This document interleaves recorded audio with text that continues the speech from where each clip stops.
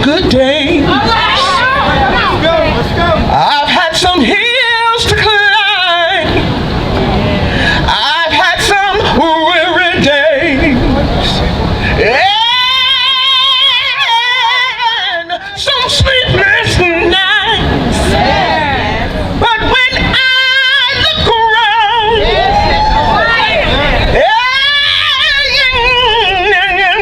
I think things over. All of my good days, they outweigh my bad days, and I won't complain, because God, He's been good to me. Although these weary eyes, they can see, but I always say, thank you, Lord.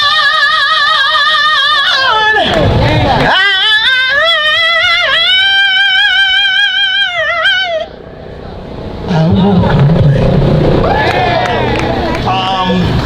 How I discovered one day that I have an old baseball injury. It's a partially torn rotator cuff. Anybody that know about that, baseball, pitching, quarterback, it irritates your arm to throw. So one day this pain was so intense. Normally I can just rotate it like this and massage it and then it'll go away. But this time it didn't go away. As I massaged it, it got more and more intense. So as I was going down from the front to here, and I went around to my right breast, and I felt a lump. Needless to say, I was paralyzed by fear, and I immediately went into isolation, if you will. I didn't talk to my wife about it. I ain't talked to family, friends, the pastor, the first lady. I ain't talked to anybody about it. So I was a little nervous for about at least 2 weeks. I didn't even go to the doctor. So then, in my isolation, that's when the devil can really attack you, you know. I'm thinking, oh my God, is this cancer? Things of that nature. But then when you do what I like to refer to as a paradigm shift, I went into seclusion. Seclusion is when you invite the Lord in and let Him come in and talk to you. And He said to me, Anthony, take your behind over there to the doctor. I went to the doctor. When I went there, the doctor gave me that, oh boy. And I'm going in there like, I don't need an oh boy. I need to know what's going on. So he writing all these prescriptions, go see this person, go see that person, go down the street and go see the people down the street. I'll call ahead. I go down there. I'm looking at the number, looking at the building, look at the number, look at the building. I said, the number match.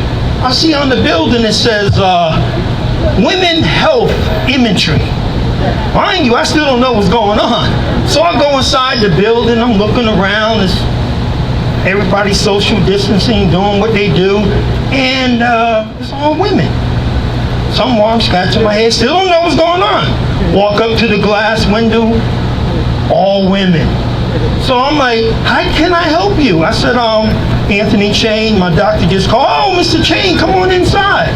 I go inside and I came across this big giant thing called the mammogram. So I went up there like, the mammogram? He said, so go up to the mammogram. I'm pressing up what little bit I have up there. I'm pressing. He said, Anthony, just press up. I said, I'm pressing already. So when I'm pressing what little flesh I have up there, and then this thing came down. You ladies know what I mean. It came down and went down on that kind of hard, you know. I pride myself on having an extensive vocabulary, but at that time when that thing came down, I was reduced to 4-letter words. And I was like, you know, I was cursing up a storm. So as I pressed up against it, and then I had to see another, the ultrasound. They were moving quickly. Ultrasound, and then I had this other doctor that came in, was a male doctor, and he told me, oh, Mr. Chain, I just got to do a biopsy. A biopsy? That's when he told me that it's possibly breast cancer. So then he want to do a biopsy. He want to stick in there a marker, if you will. All this thing is over my head. So I'm sitting there like, oh my God, I got breast cancer? Now, cancer runs in my family. Prostate cancer, colon cancer, stomach cancer. So I'm saying, like, why my cancer, everybody else's cancer is down here, mine up here? What's going on? So as I was going through the process, he told me what I need to do. I went to go see the doctor, Dr. McDermott. She walked me through the process and told me what needs to be done. I thank God for her because she explained everything and gave me this mental picture or this mental imagery, if you will, that I was able to see what she was wanting me to do or what I was about to go through. So I went through that process. She took care of it. I'm standing here for the men to let you know, just go. You know, we don't like to talk about going to the doctor, and we don't want to say anything. Now, the ladies will talk about everything they need to talk about. The brothers don't. So I'm just here to tell you guys, we need to talk. And don't be afraid to talk. Thank you. Don't be afraid to talk because you need to let it out. So then I went through the process. So needless to say, I'm standing here. The right breast is gone. I'm now nippleless, but that's okay. so there's no more going to the beach with this shirt off and doing it you know. But other than that, it's okay. You know. So I went to the doctor. That was taken care of, and I saw the oncologist, and I'm going through my treatment right now. And being that it was more estrogen that caused me to have the breast cancer, and I found out anytime with a male, if the estrogen go a little higher, you run the risk of getting breast cancer. Did not know that. So needless to say, now that my treatment has to have estrogen in it. So he said to me, the doctor, the oncologist said, Mr. Chain, just be aware that you may come across some hot flashes. And boy, was he right. So I'm hot flashes, I might get hot up here. I ain't bring my sweat rag, so forgive me. So he told me that this may happen, and to the point, to the T, it did. So my wife and I, we laying in the bed, it's almost like a body print. She's sweating, I'm sweating. So it's just what it is now. So this is my new normal, you know. So I just thank God that I'm here. I was told to keep it light and sweet without all the jokes. So I'm not going to say too much more about that. So that's pretty much my story. I wanted to make sure I shared it.